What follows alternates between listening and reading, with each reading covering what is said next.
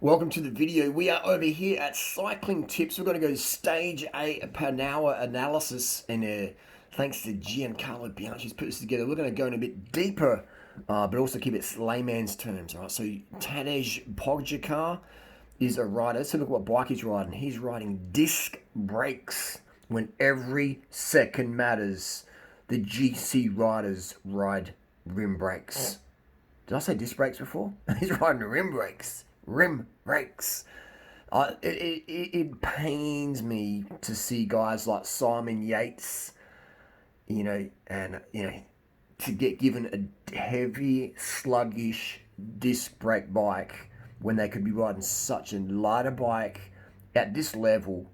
Every gram matters. These guys are skinny on skinny. They are literally bone calcium coat hangers for their super lightweight carbon bikes. Every gram matters. That 6.8 kilo matters. And rim brakes, they go faster. The wheels are lighter on rim brakes. They're lighter. They don't have the slow wheel changes. Julian Alaphilippe out of the Tour de France GC wise. I think the ASO really gave him a fist there. Bit unfair. Got a bottle at 17k mark. It broke the rules, but it didn't change the, it's just stupid. I think that took the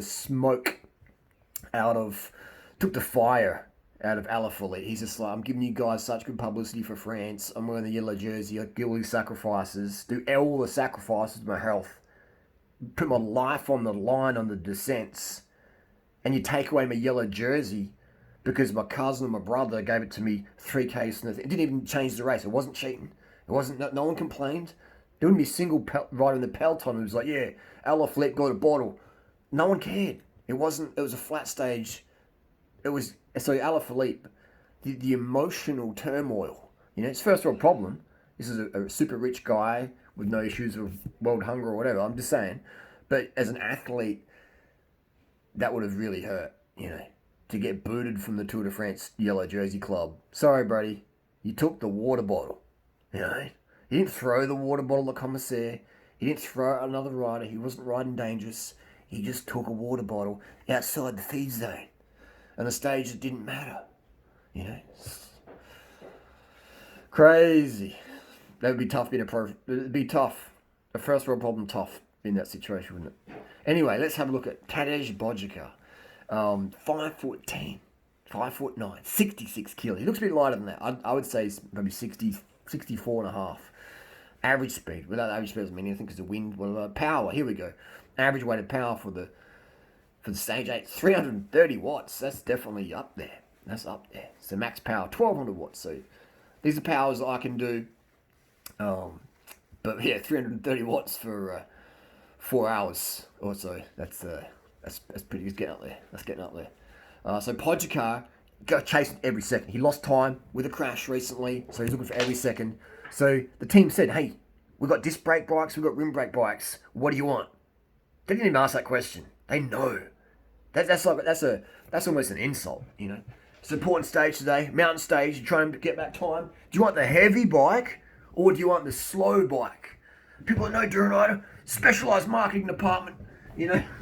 Especially, I've got a love-hate relationship with Specialized. They really are the culprits in this disc brake race, because they started the whole disc brake trend in road racing, with paying Sagan a big bonus to ride the 2018 Tour de France with disc brakes. There's no way a pro would choose disc brakes. That's why they force them now. That's why Specialized don't even make a tarmac SL7 with rim brake. They're like, well, tough luck. We don't have to pay bonus anymore because that's all you got. Take it or leave it. Anyway, and I love Specialized product, and I dislike some of it. So I'm not a hater. I'm just an honest person, critic. I'm not afraid to speak my mind there. Anyway, so let's go with the power data there. You can see this is, look at that cadence. It's averaging 88 cadence. For this climb here, this is like 8k climb, averaging 88 cadence. This is the Tour de France. The Tour de France is very, very fast climbs. Average speed 20k an hour. So they're romping up these climbs. Is that the Parasort? I've done that back in 2003. Not a hard climb, pretty average. But 20k an hour. But look at the cadence, 96. 96. Where's the grinders out there? It's like Tajik has taken a leaf from durianrider's cycling coaching book. Cadence for the win, people. Cadence for the win. And he's looking at that smooth power curve. Let's see what the power. Here we go. So it's pretty smooth. That's a pretty smooth power curve. A bit of a spike there, maybe a surge in attack. I think that's an attack there. Actually, here it is. This looks like this is the attack here. All right, so this is in the race. Other people dictating the pace. He's attacked, it looks like, and then bang, it's just time trial mode. That's what it looks like it's happening. Here we go. It is. Yeah, that's the climb. So the speed's constant. So there you go. There. So cadence up and down, bit of coasting, bit of here and there, and then when he hits time trial mode, pacing it right. This is it's another climb, 10 minutes. 10 minutes at 450 watts. 6.75 watts per kilo. Now we're getting up to Cookie Man level. Cookie Man rides this fast. So that the stage is ridden, not at full gas, obviously. There's pacing there, so he's attacked to try and get some time back. And we've got another one, 6.45 watts per kilo, so fading a bit there.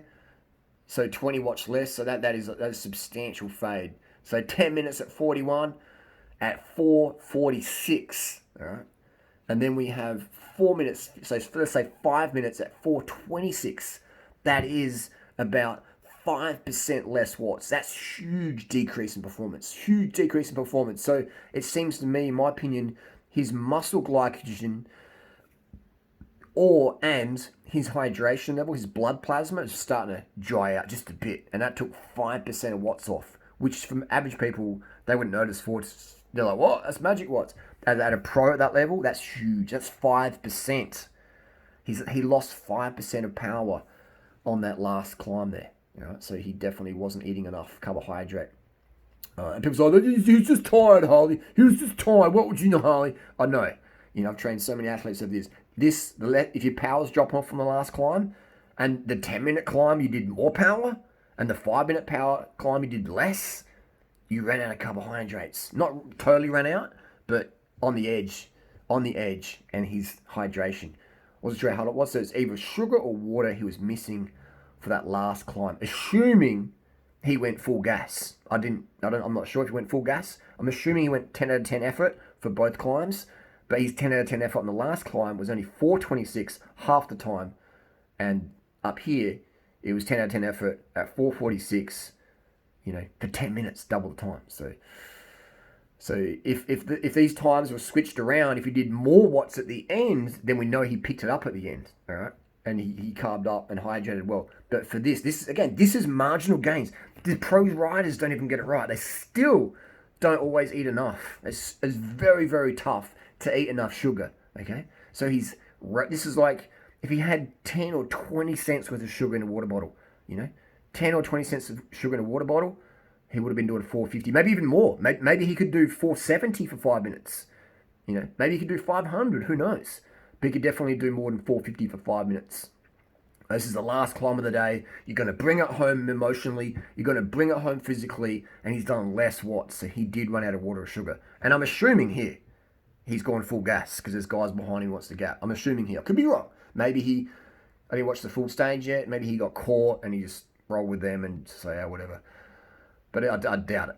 Because he's chasing GC. He's chasing every second. So his power was less. So he's ran out of sugar and or water. Okay? The power was 5% less.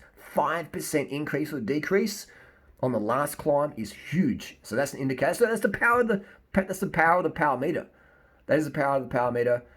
Let's have a look here at, okay, so we've got the Parasword. This is before he's attacked. So he's 10 minutes, 1 second at 424 watts, So 6.42 watts per kilo, assuming he's 66 kilo. We don't know that, but we got this. This is the most powerful figure here because watts per kilo could be anything. It might be less or more. It's not accurate. This is accurate though. This is what we can really go by, the power you actually put out. That's the most accurate data here because we're guessing the weight. We're assuming the weight. This is Wikipedia. This is maybe what someone's claim. It's not guaranteed. And it's not guaranteed either because you could be losing weight on the climb, dehydration, etc., which means your power will go down. So 424 before it, and he's done his attacks here, remaining pair of swords. So yeah, he's really launched at 446. This is the emotions are high, boom, boom, boom. But the fact, I would have predicted his power should have been higher at the end because you're bringing it home. It's the last climb of the day. Come on, man. Bring it home. Bring it home. Go balls deep. The last 5 minutes. Balls deep. Cream pie that parasol. Vasectomy style. All right, so next one here, we're going to talk about the bikes. I can't believe that Thibaut Pinot is riding a heavy bike on the stage he had to flop out on. He's riding a disc brake bike, a disc brake Lapierre. And we also saw Zakarin, is that his name, Zakarin, on the giant TCR disc. It's like, what? You're like, it didn't help him descend better. Why would he use disc brake bike? I don't understand that at all. That was, and he's got the choice. He's got the choice to disc or rim, so that was really weird. I don't understand. Maybe he's too skinny and his brain's not working properly.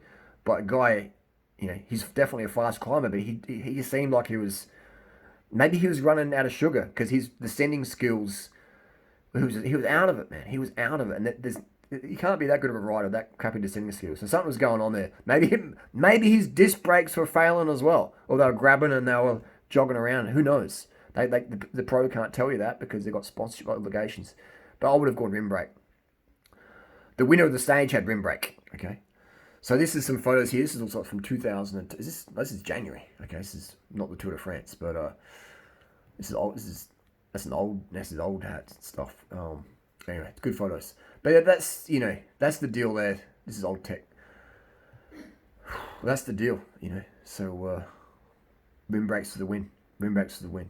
And I love disc brakes. Right? I love disc brakes on my mountain bike. I love them on my gravel bike. I love them on my e-bike. But if I'm racing the Tour de France, I'm going to be following Roglic and Egan Bernal, who could ride disc brake if they want. Those guys can click the fingers and have anything because the sponsor's like, hey, you guys choose what you want to ride. We won't choose for you. You chose, and they're choosing rim. And good to see that Colnago as well, like saying, hey, do you want rim or disc? If you ride disc, we'll give you a bonus. If you want rim, we will give you the rim brake. So I'll be like saying thanks, no thanks, give me the rim. But anyway, pro cycling's about making money, and these guys have sponsorship obligations. I understand that, but it would be very frustrating to be on a team who doesn't give you the option, and then you're getting beaten by guys on rim brake bikes because the bike's lighter. And at that point, every gram matters. Every gram matters. You see how skinny Zakarin is? The dude's like, he's like a dissolved calcium granular, like the dude's like skinny on skinny. It almost felt like he was bonking a bit on that descent because he was like erratic. And if you watch other races, the dude's got skill. So I almost feel that Zakarin was having a bit of a hypoglycemia. Let's actually look at his times, and we'll definitely confirm if he's hypoglycemic or not.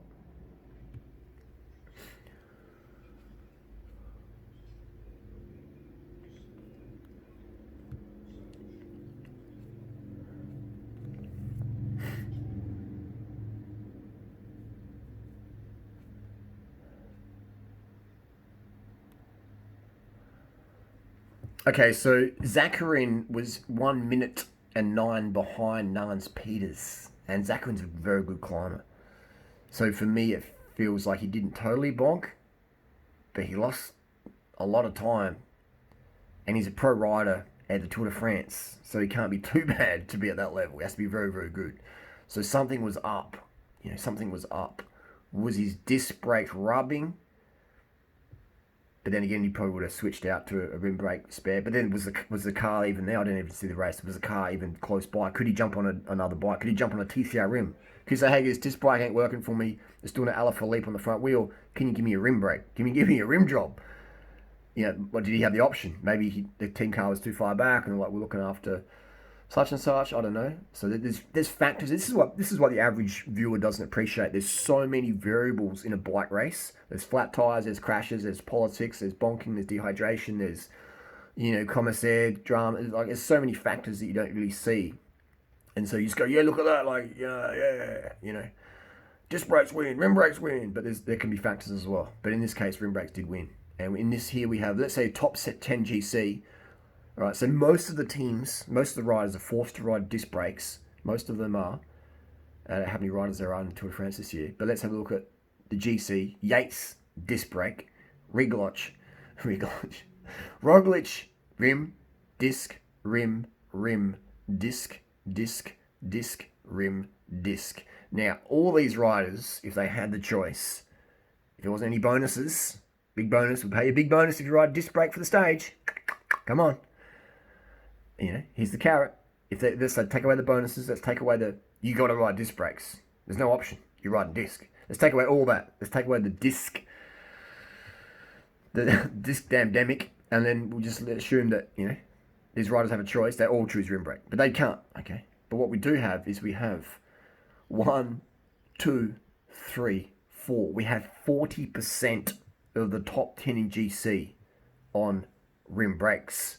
We don't have 40% of the peloton on rim brakes. So the fact that 4 out of 10 represents, that's the freedom we have for some riders, some riders don't. So I just want to let people know, if you want disc brakes, get them, but don't think the pros would choose them if there was any financial incentives there, or if they actually had a choice. There you go. Take away the money, take away the rules, and I would say 100% of the pros, the GC riders anyway, will choose rim brakes. To let you know there. And I love disc brakes, so I sell disc brake bikes, but I'm going to be honest with you, rim for the win when it comes to road racing. Hope that's clear.